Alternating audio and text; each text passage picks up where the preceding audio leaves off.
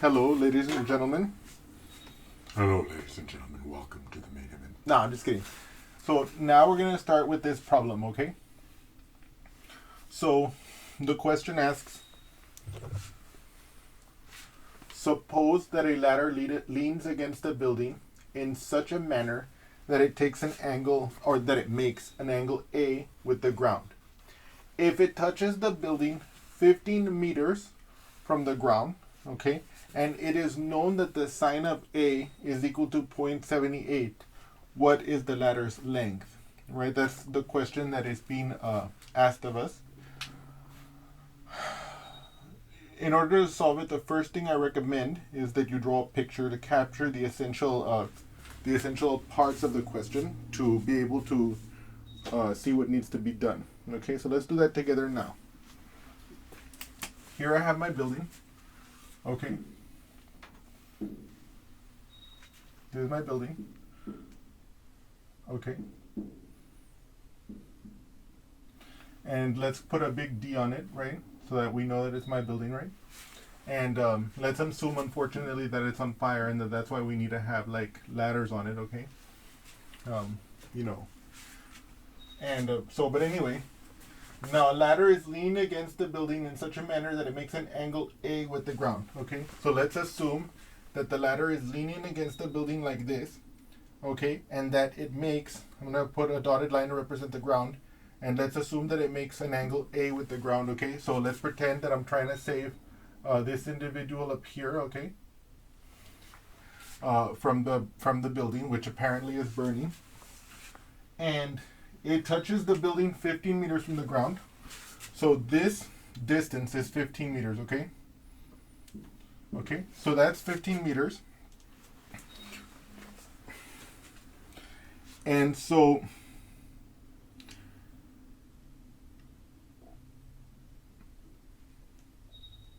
I'm sorry, it touches 15 meters from the ground. So 15 meters this way, not 15 meters from the building. Okay, so one of the important things about drawing a figure, okay, is that you can always compare your word problem to the stated facts in the problem, okay? And that's an important part of the problem, because what I want you to realize there, even though you may not have noticed it, is that what I'm doing as I'm drawing the picture is I'm not just reading the problem once and then drawing the picture and going away with it. I'm always drawing the picture as a way to confirm or question my own interpretation of the problem. And then once I've done the picture and I've compared it and I feel it makes sense, then I realize that I can move forward. If I realize that there's an inconsistency between the written statement of the problem and the picture, then I correct my picture to guarantee that I do the best job I can to capture the reality of this problem. So now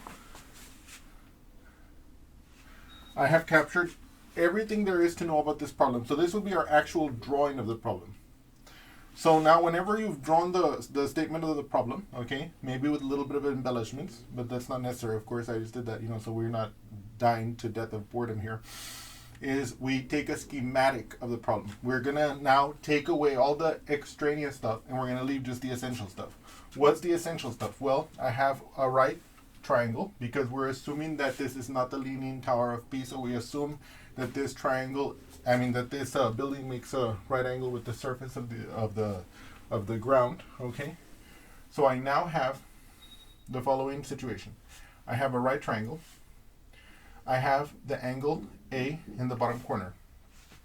I have this length to be 15 meters. Okay, this one here, the length of this side, and I know nothing else except that I know that this is the ladder. And so the ladder, this is the right angle. And so this is what I want to find out, okay? Now, obviously, since this ladder is opposite of the right angle, it corresponds to the hypotenuse. So I'm going to let H represent that length, okay? So now, unfortunately, we are going to have to eliminate our beautiful drawing of the building and all the other stuff so that we can bring in the other detail that this problem started with, so that we can actually solve the problem. Okay? Okay. Let's do that together. Okay, so in other words, this picture here, this is our schematic, okay? It abstracts away all the extraneous information of the problem that's not necessary, and it focuses on what we need to solve the problem. Now, the other thing that we know is that the sine of A is equal to 0.78, okay? So what does that mean? We recall in our previous lecture that if we have a right triangle like this, okay? Okay? Let this be the angle A. And let this be the side corresponding to the opposite of A, of course, because it's opposite A. This side, which is opposite the right angle, is always the hypotenuse. The hypotenuse is always opposite the right angle. And this side that is right next to the A is called the adjacent. Okay? Okay? Okay. And we know from our previous lecture that the sine of A is equal to the opposite over the hypotenuse. And we know that any triangle with the same angle will have that same ratio. That same ratio of opposite to hypotenuse will be the same for any triangle with the angle A, right?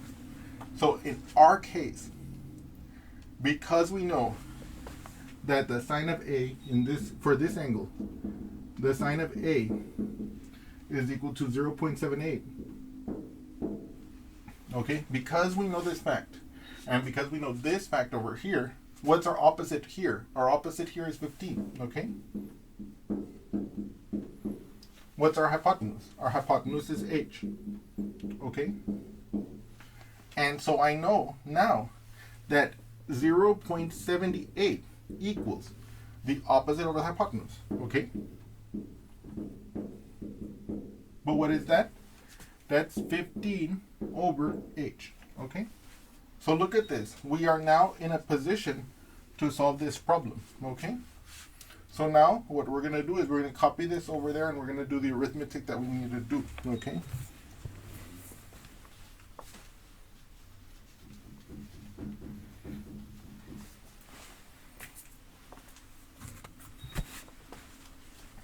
So if I have 0.78 equals 15 over h, okay, that's what I have here, okay? I just delete the middle part because if A is equal to B and B is equal to C, then I know that A is equal to C by the transitive property of equality, okay? That's just a fancy word there, okay? But so now that has led to the following relationship. This is a proportion, and we can easily solve this proportion. So let's do it together. First of all, the way I'm going to do it is like this. I'm going to say, okay, I'm going to multiply both sides by h to get rid of this h in this denominator, okay? So h times 0.78, so 0.78h is equal to 15. Because if I multiply this right-hand side by h, this h and that h on the bottom will cancel. And if I multiply this side by h, I get 0.78h. Okay? And then I can now divide both sides by 0.78 and I get h equals 15 divided by 0.78. Okay? Now, I want to perform this division. Okay? Now I could pull out a calculator here and we could get the answer right away in a few seconds. But I feel that this is as good a time as any to hone our division skills for whatever reason.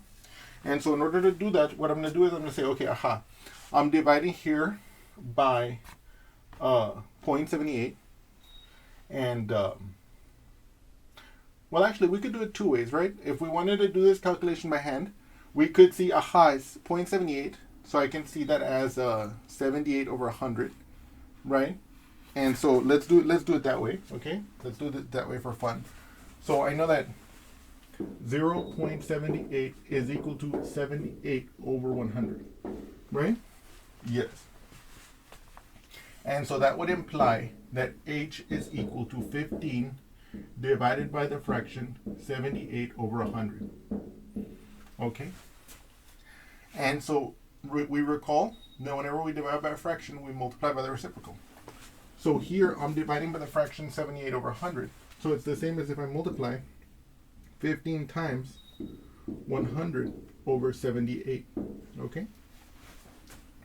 Now, how do I perform this multiplication? Unfortunately, I don't know how to multiply 15 times 100 over 78. But I can make 15 into a fraction by setting it as the numerator and 1 as the denominator. And if I do that, then I get 15 over 1 times 100 over 78, right? Okay.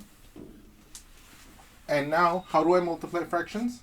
The product of these two fractions will be the fraction whose numerator is the product of the numerators of the fractions being multiplied. So in other words, 15 times 100, which is 1500, and whose denominator is the product of the denominators of the fractions being multiplied. So in this case, 1 times 78, which will be 78.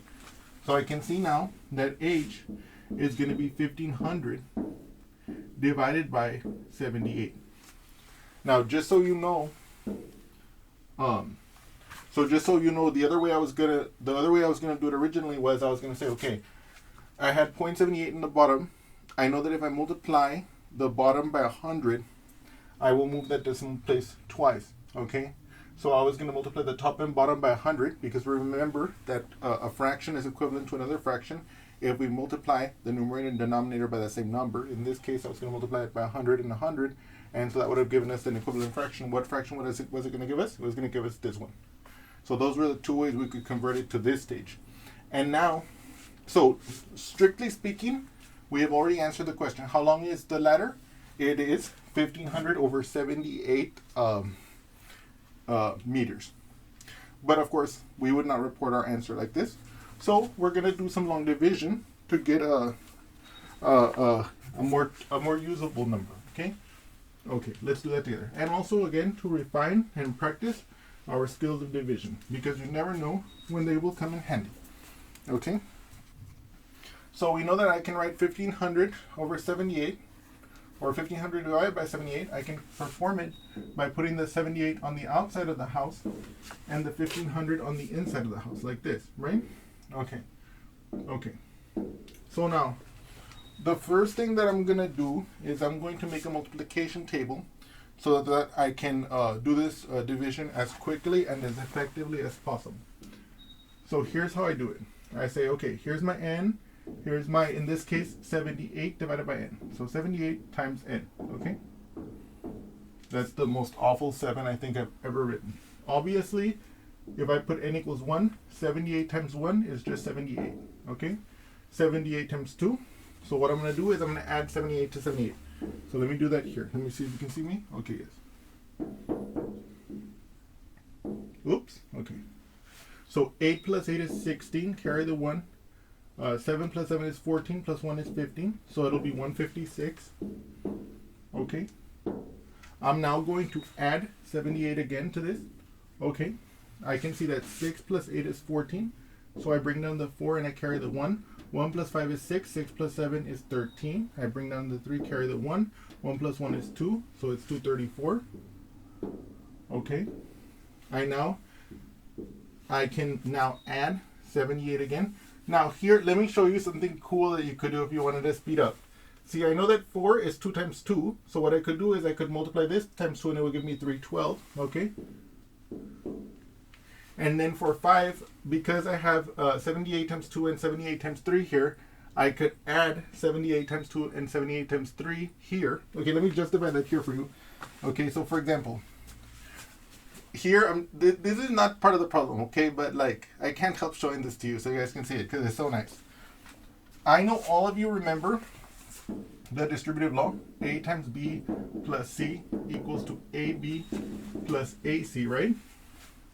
So here, what I'm claiming is that what I'm claiming here is the following. I'm claiming that 78 times 2 is 156 plus 78 times 3 is 234. So what I'm claiming is if I pull out the 78, I get 78 times 2 plus 3. What is 2 plus 3? That's 78 times 5. What is that? That'll be the sum of these two, which would be 4 plus 6 would be 10. I carry the 1. 1 plus 5 would be 6 plus 3 is 9. And then 1 plus 2 is 3. So it would be 390. Okay.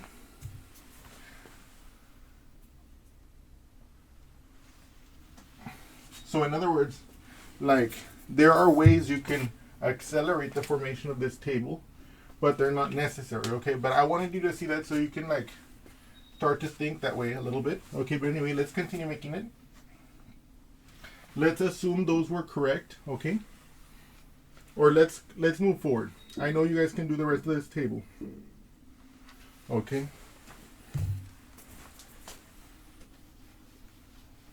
So, worst case scenario, you can just add them each time, right? And this is 468. And then, let me see, 566. And then 624. And then, okay, 12 carry 1. 0 carry 1.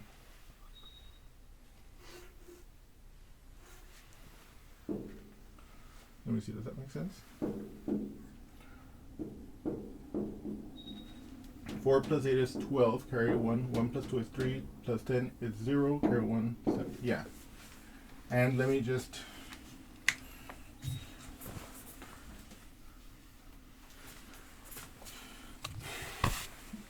double check this here.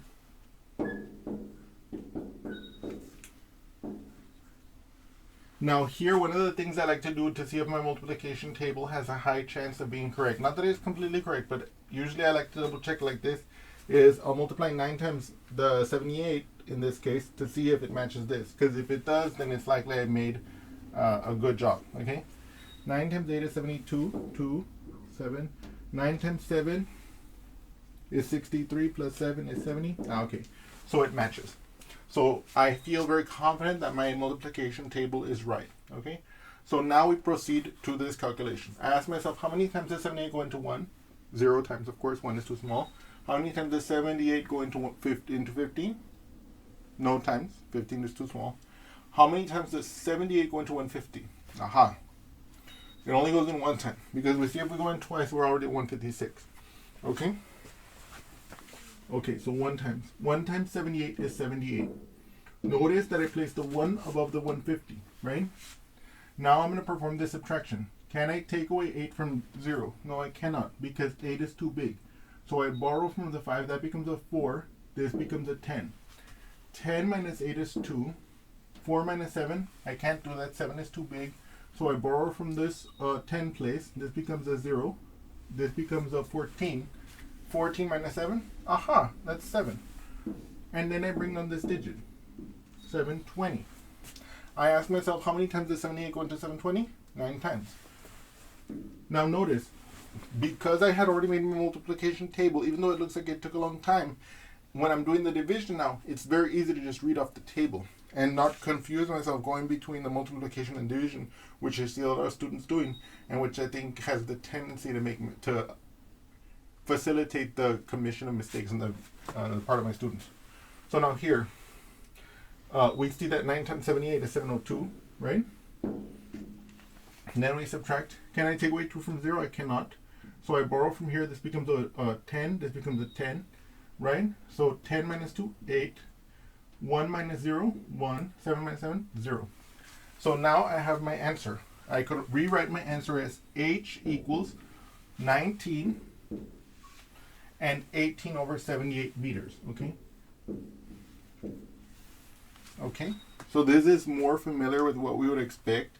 And if I wanted to, I can simplify it by dividing the top and bottom by, let's say, 3. So 6 over 26.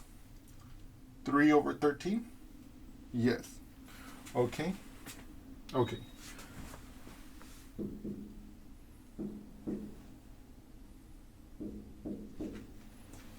Let me see. If I multiply 13 times 6, yes. Yes. So you can see, I can say, aha, my hypotenuse is 19 and 3/13 meters. That's how long my ladder is, okay? Which, you know, it's kind of weird because you don't find a ladder like that in the store. But if we wanted to, because we made our table, we could also make a decimal approximation. And let's take that opportunity right now, right?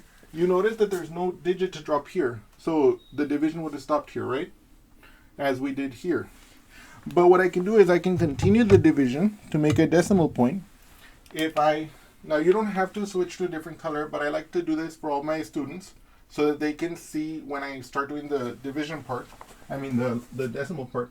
So I put a decimal point now, once I've run out of digits here, and I add a 0 now, and now I bring that down here.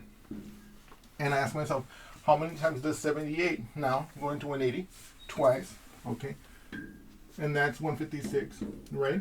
And now I can perform this subtraction. This 8 becomes a 7, and that turns this into a 10. 10 minus 6 is now 4. 7 minus 5 is 2. 1 minus 1 is 0. And then I, let me see here. I do the subtraction, and then I bring down a digit, okay? I ask myself, how many times does 78 go into 240? 3 times. And then that's 234. And then I subtract that, and you can see that I'm going to get 6. I bring down a 0 once I perform the subtraction. Now 78, can it go into 60? It can't. So here's where I have to put in a 0 here. 0 times 78 is 0. And you could see I could continue going this way. And let me just get one more decimal place for fun here. 60 minus 0 is 60. Then I bring down the next digit, which would be a 0. The next digit would be 7. And it could continue. And so I could say that my ladder length would be 19.2307 meters approximately, okay? But for all practical purposes, anyway. But I hope you all have enjoyed this example, and I look forward to seeing you again soon. Thank you so much.